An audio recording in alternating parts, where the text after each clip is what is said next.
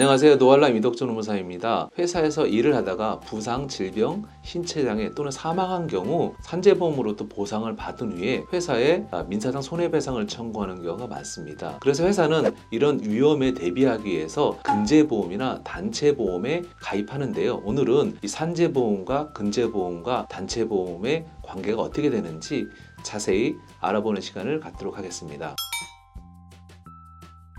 우리나라에서 시행하고 있는 산재보험은 1인 미만의 모든 사업장에 적용하다 보니까 폭넓게는 보장하는데 깊게는 보장하지 못합니다. 따라서 산업재해가 발생했을 때 회사에 책임 있는 사고도 많은데 이 책임 있는 사고에 대해서 산재보험에서 충분히 보상하지 못하다 보니까 근제보험이나 단체보험이 반드시 필요합니다. 근로자가 일을 하다가 부상당하거나 사망한 경우 발생되는 손해는 크게 세 가지가 있는데요. 사고와 인과관계가 있는 치료비 같은 적극적 손해가 있고요. 일단 치료비에 대해서 사고에 인과관계 있는 치료비를 모두 보상하는 게 아니라 요양보험 기준에 의해서 하다 보니까 비급여 부분들을 상당히 보상하지 못하는 문제점이 있고요. 또 치료를 받음으로 인해서 일을 하지 못하기 때문에 발생되는 임금 손실 손해가 있고요. 그 다음에 임금 손실에 대해서도 산재기간 동안에 받는 임금은 평균 임금의 70%만 나옵니다. 실제 100% 손실이 됐는데 그 다음에 정신적 손해는 아예 산재에서 보상을 하지 않습니다. 이러다 보니까 그 손해를 입은 그 재해자나 그 유족은 회사를 상대로 민사상 손해배상을 청구할 수밖에 없습니다. 따라서 이러한 민사상 손해배상을 대비해서 회사는 일시에 많은 돈이 나가야 되기 때문에 근제보험에 가입하는 거고요. 또 상황에 따라서는 근제보험과 유사한 단체보험에 가입함으로써 이러한 손해에 대비한 보험을 준비하는 것입니다.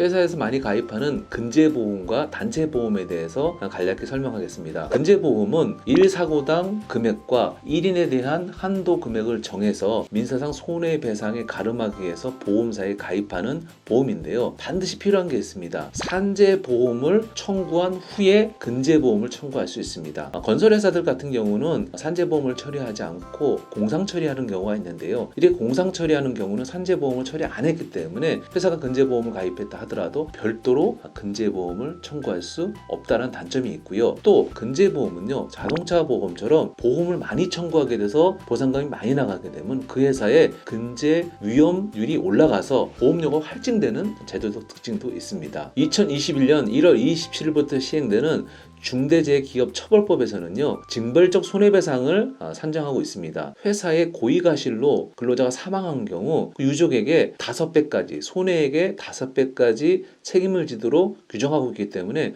손해배상 금액이 상당히 늘어났습니다. 따라서 회사는 이러한 민사상 손해배상에 대비해서 근제보험 한도를 증액하는 조치를 취하실 필요가 있습니다. 단체보험은 회사가 보험 가입자가 되고 피보험자가 그 회사의 근로자가 되는 보험을 얘기합니다. 그리고 이 보험 수익자를 누구냐 하는 것도 별도로 규정할 수가 있는데요. 근로자를 보험 수입자로 규정할 수도 있고요. 근로자의 동의나 의견 청취를 통해서 회사가 보험 수익자가 될 수도 있습니다. 즉 회사가 보험료를 100% 납입을 하고 보험 사고가 났을 때 보험 수익자가 근로자를 한다면 근로자가 그 보험금을 받고요. 보험 수익자가 회사를 한다면 그 보험금을 회사가 수령한 후에 근로자에게 일부를 지급하셔도 무방합니다. 단체보험은 업무상 재해뿐만 아니라 업무 외 재해까지도 모두 보상하는 제도로 설계되어 있습니다. 이 단체보험의 장점이 암만 보험금을 많이 받아도 보험료가 할증이 되지 않는다는 장점이 있습니다. 또한 단체보험은 가입된 근로자가 퇴사를 하더라도 보험이 종료되는 것이 아니라 새로 들어오신 분이 있다라면은 그 분과 연계해서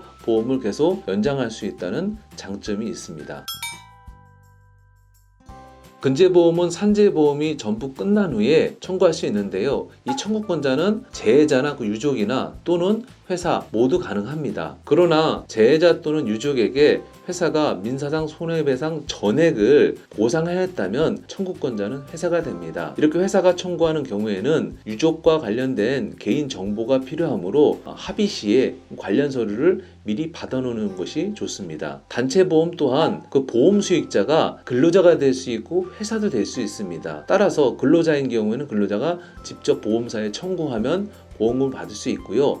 보험 수익자가 만약에 회사를 한다면은 그 근로자의 개인 정보나 또는 질병과 관련된 정보를 받아서 보험사에 대리 청구할 수 있습니다.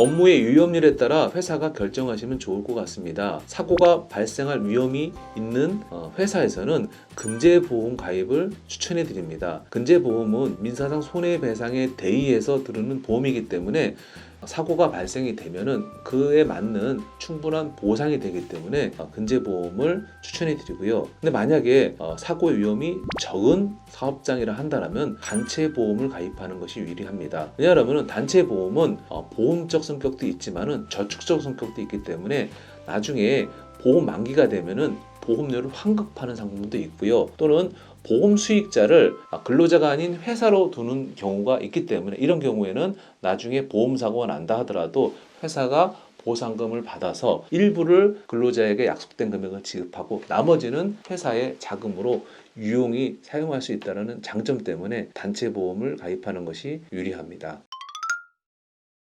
오늘은 산재보험과 근제보험, 단체보험의 관계에 대해서 알아보는 시간을 가졌습니다.